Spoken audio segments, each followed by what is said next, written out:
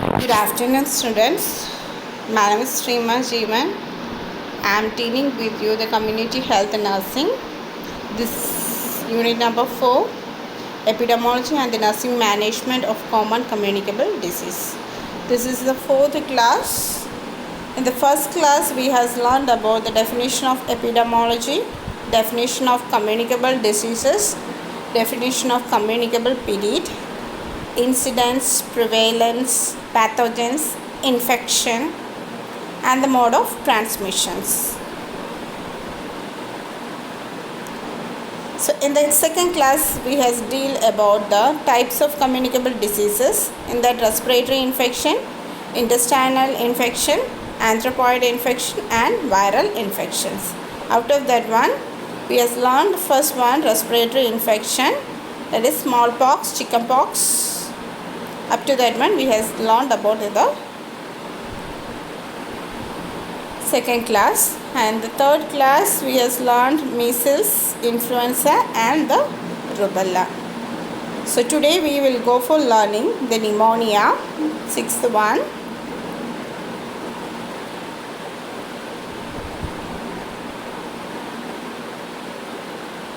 So let me learn about the pneumonia. So introduction. Pneumonia is an acute respiratory infection which is affected towards the lung tissues only. So it is a leading cause for the death, especially towards in the country of United States. So we can see in the smokers, children, and old age people. So especially we can see towards the smokers and in the children and old age people, and all this pneumonia we can see in the children and old age people, and mainly we can see towards the smokers. The incubation period is between 1 to 3 days, then the causative organism. So because of this subject is community, we will go for learn about especially towards the community acute pneumonia. It is caused by the Staphylococcus pneumococci. Okay, the risk factor is smoking, especially towards in the smokers only. It is very risk the pneumonia. Then mode of transmission, infectious droplets. So person to person also it can be caused. Then clinical features, abrupt onset, especially we will be getting the headache, chills, cough, and the high fever, and dry cough will be there, and rarely it was associated with the dusty sputums. May or may not be, will be having the dusty sputums with the dry cough, and pleural pain will be there, and respiration. So because of the infection, this is an infectious disease, because of that one the respiration is rapid will be there, and grunting. So what is the meaning is that means expiratory noise will be there, and chest in drawing, that is breathing pattern become as greater than towards the normal, and once there are difficulty towards the feeding, because of the breathing rapid breathing, they will be having difficulty in feeding, and because of rapid breathing and infectious diseases, may or may not will be having the cyanosis. This cyanosis especially we can see in the severe cases. So clinical features, headache will be there, chills will be there, cough and high fever. This cough means dry cough only will be there, but rarely we can able to go for seeing the dusty sputum also, and pleural pain will be there, and because of the infection, this is an pneumonia is an infectious diseases, so we'll be having the rapid respirations and all, and grunting. So what is the meaning is that means expiratory noise formation will be there, and chest in drawing, the pattern of breath will be greater than towards the normal, because of respiration, rapid respiration, difficulty in feeding will be there, and cyanosis. In the severe cases we can see the cyanosis. Cyanosis means bluish discolorations. Then what about the investigation of the pneumonia means, we'll see the chest x-ray. In the chest x-ray we can see the pulmonary shadow. Then microbiological investigation is there. I have told you the community acute pneumonia is caused by this Staphylococcus pneumococci. So in that one we'll see the antigen. We can see in the urinary antigen also we can see that is Legionella urinary antigen, and the squamous epithelial cells also greater towards the 10th. And we'll go for the third one, investigation ABG, and so that is arterial blood gas measurement. We'll see, especially we'll see the oxygen. So then the blood test. So in the blood test, WBC count and neutrophil become as very high will be there. So investigation chest x-rays. In the chest x-ray, pulmonary shadow, cloudy nature we can able to see in the right and the left lungs.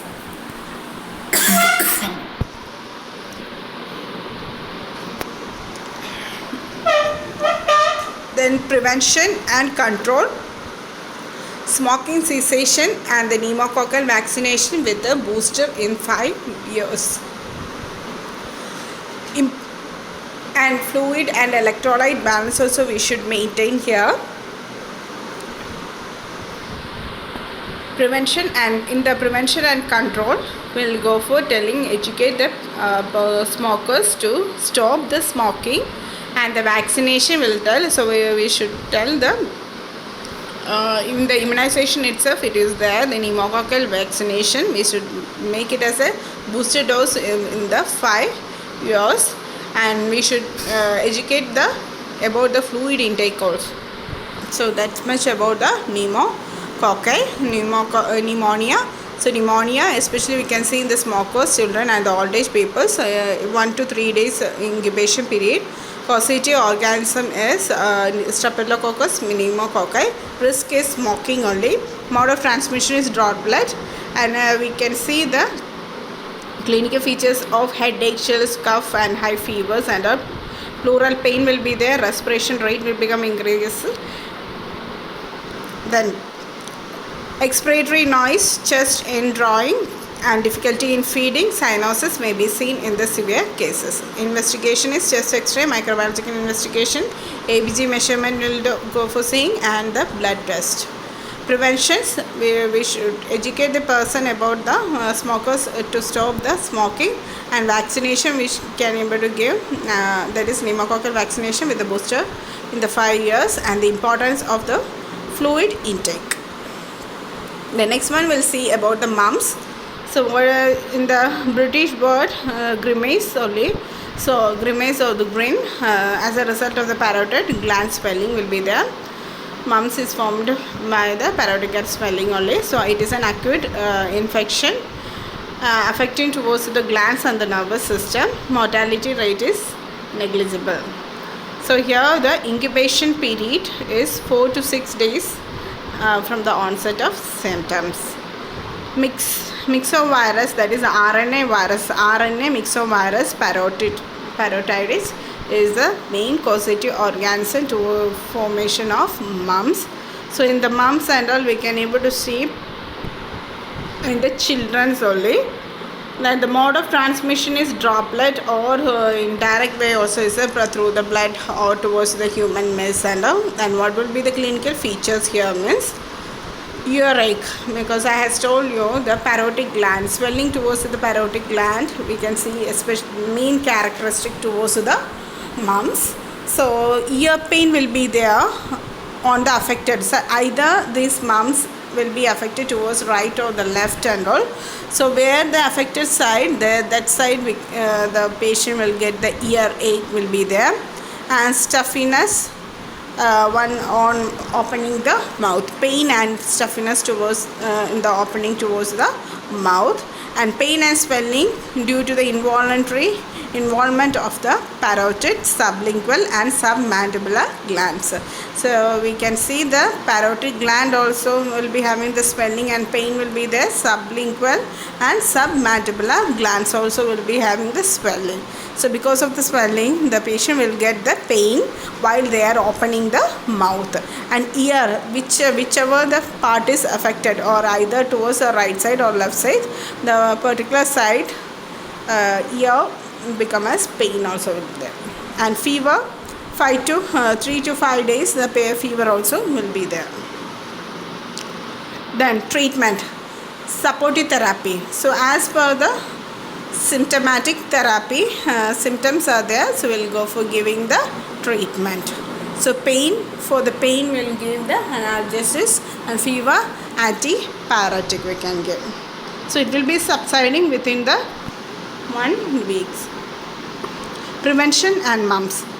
Prevention of the mumps is mumps immunization we can give. So what is the immunization here means mumps vaccination. It's a live actinated 0.5 ml we are giving IM only. So in the rubella and in the case of measles, I have told you MMR vaccinations. So MMR vaccination we are giving in the month of 9 months of a baby, and within 12 to 15 months also, in between that also we can able to give the MMR vaccination. But in the new schedule it has shown here as a 9 months. In the 9 months we have to give the first MMR vaccination. Then the case should be isolated. The patient should be isolated till the symptom is subsiding. Then contact should be kept under the surveillance. So those who are contact with the cases, we should tell the person to become, we should notify the person in contact. So that's about the mumps. Mumps is as a result of the parotid gland swelling only mumps is forming. So what is the causative organism is the RNA myxovirus paroditis. So here it is caused by the mode of transmission is droplet, and indirect also is there, and features especially affected, whichever the part is affected, that part ear pain will be there, and swelling because of this swelling towards the parotid, sublingual and submandibular gland. The patient can't able to open the mouth, and the patient will be having the fever also. It will be last for the 3 to 5 days. And treatment is supportive therapy or the symptomatic therapy is there. And prevention, we are giving the mumps immunization, so in the form of MMR vaccination. And if cases are there, the case should be isolated, that is separated. The patient should be separated till the symptoms is subsiding. Then contact, those who are contact, we should notify the person in contact. Then next one is diphtheria. Diphtheria, the introduction, it is an acute infectious disease that typically strikes the upper respiratory tract including the throat. Incubation period is 2 to 5 days. So diphtheria means it's an acute respiratory infection only. So mainly it will be causing striking towards the upper respiratory tract including towards the throat. And the causative organism here is a bacteria, Corynebacterium diphtheria. So it is a bacteria only, organism is bacteria. Corynebacterium diphtheria is the causative organism. This Corynebacterium diphtheria can able to produce one of the toxin which will make the man to be a sick person. Okay. So causative organism is Corynebacterium diphtheria. So this bacteria can able to make one type of toxin. This toxin only making the man to become a sick person. Then mode of transmission. So the what is the mode of transmission is MS through the droplet infection, that is by the contact with a patient or a carrier. And second one is contaminated fomites. So fomites is an object only, contaminated through the contaminated object. Also the diphtheria can be spread. Next, what is the clinical features? As told, diphtheria strikes towards the upper respiratory tract only, including towards the throat. So we can able to tell first one is sore throat, then swollen gland in the neck, then barking cough will be there. And in case of the heart, you can see raising the heartbeat will be there. And when we are seeing towards the breathing pattern is wheezing and difficulty in breathing in case of diphtheria. So in the diphtheria, what are the clinical features is there? Sore throat will be there, swollen glands in the neck, barking cough, raising the heart rate, and wheezing and difficulty in breathing. Then what are the investigations are there means throat culture from an infected person, then blood test we can give, and ECG, because they will be having rapid heart rate is there. So because of that one we'll go for seeing the ECG. ECG means electrocardiogram for understanding the function of heart.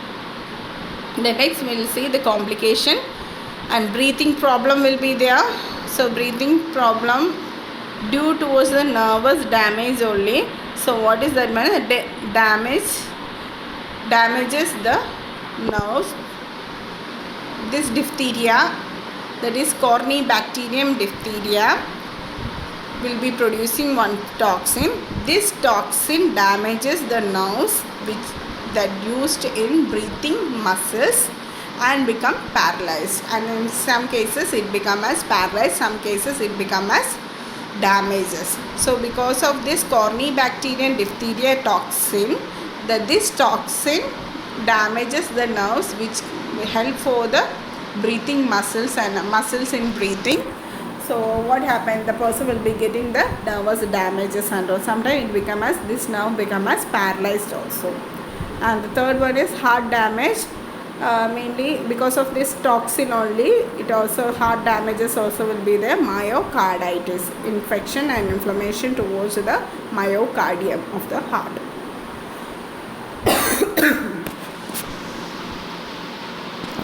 Next one is treatment.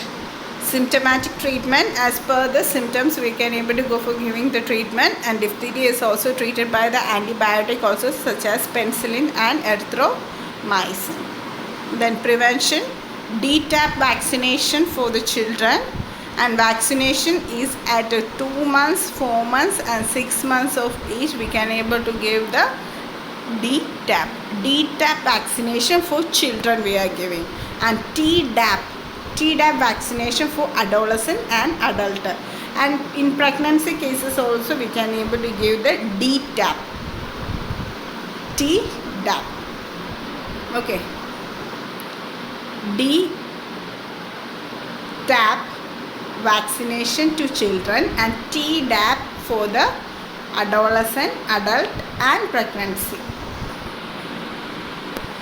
So once more we'll see. Diphtheria is an acute respiratory infection only, mainly affect towards the upper respiratory system. 2 to 5 days is incubation period. The causative organism is Corynebacterium diphtheria. This bacteria can able to produce one toxin which will make the sick in man, and droplet infection and contaminated formats only the mode of transmission. And the clinical features is sore throat, then coughing will be bark coughing only, heart raising the heartbeats and all, wheezing and breathing difficulties. Investigation will go for seeing the throat cultures and all, blood test and ECG. ECG, why we are taking the ECG investigation in the diphtheria case means the person is having the rapid heartbeat and all, and it because of the toxin of the bacteria of diphtheria, what happened here means may chance to get the damages of the heart, layers of the heart. Then what is the complication here means breathing problem. Why the breathing problem is there means nervous damages will be there. Damage this toxin, that is I have told you the Corynebacterium will produces one of the toxin. This toxin can able to damage the nerves which helps in breathing. So that the muscle becoming and damaging, and sometime it become as paralyzed also. So because of that one only the person is getting the breathing problem, and in heart damages also will be there. So mainly it will be affecting as a condition of myocarditis. Myocarditis means infection and inflammation towards the myocardium of the heart. It is one of the layer of the heart only. Then how we can treat means it is a symptomatic treatment, and we are giving because of the infection and inflammation we will go for giving the antibiotics, for example as penicillin or erythromycin. Then prevention. So prevention vaccination only we are giving DTaP vaccination for the children. children 2 months, 4 months and 6 months we are giving the DTaP. Then Tdap, vaccination for adolescents, adult and in pregnancy case also we are giving Tdap. Then the last one is, today's last one is whooping cough only.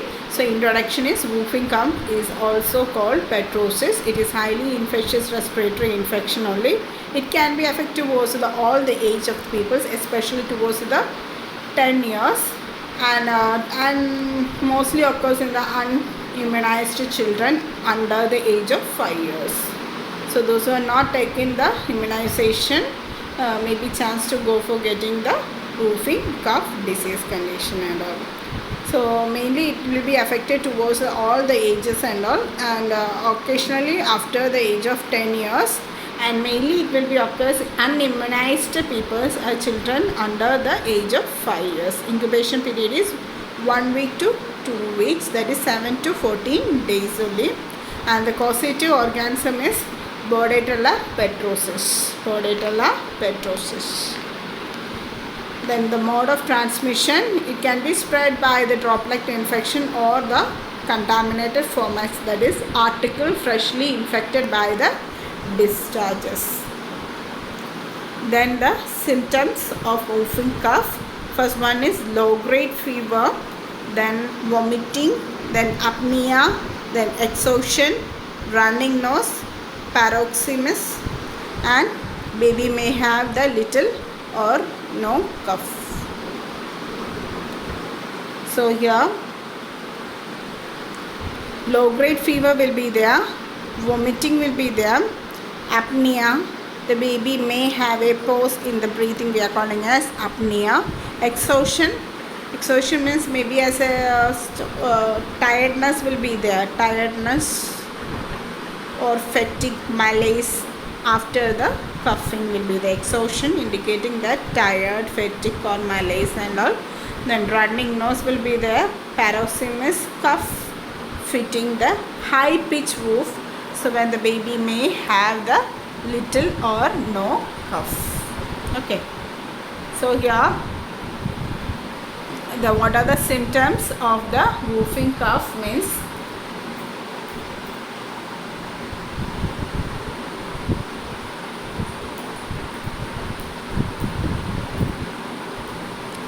low grade fever, vomiting, apnea, exhaustion, running nose and paroxysmus.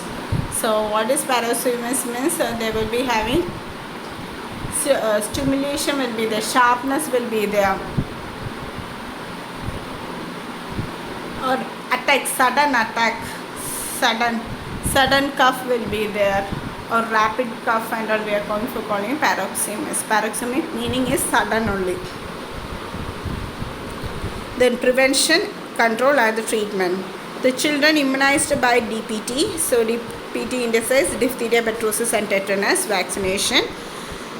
Then patient put towards the bed in the well ventilated room. And the third one is discharges from nose, throat, and these all the things discharges we should collect towards the paper and disinfect it safely. And fourth one is we can able to administer the antibiotic, especially we can give the erythromycin. So these are the things for the whooping cough. Whooping cough is otherwise known as pertussis. It can affect to all the age group, especially to unimmunized children and under or after the 10 years also we can occur. Incubation period is 1 week towards the 2 weeks, and the causative organism is Bordetella pertussis, and the mode of transmission is droplet infection and contaminated formats. Symptoms is low grade fever, vomiting, apnea, exhaustion, running and sudden coughing. Paroxysm is sudden only. So here sudden coughing fits followed by a high pitched woof will be there, and babies may have the little or no cough. And prevention, control and the treatment. Children immunized by the DPT vaccination. What is DPT means? Diphtheria, pertussis and tetanus vaccination. Then patient put on towards the well ventilated rooms. And third one is discharges from the nostril. So whatever the discharges from the nose and the throat, what we should collect properly and disinfect properly. And antibiotics we can able to give, that is erythromycin. So today's class we has learned about the first one is pneumonia, then second one is mumps, third one is diphtheria, and fourth one is whooping cough. So hope I think all understood the topics. Thank you. And remaining classes will be starting for the next timetable.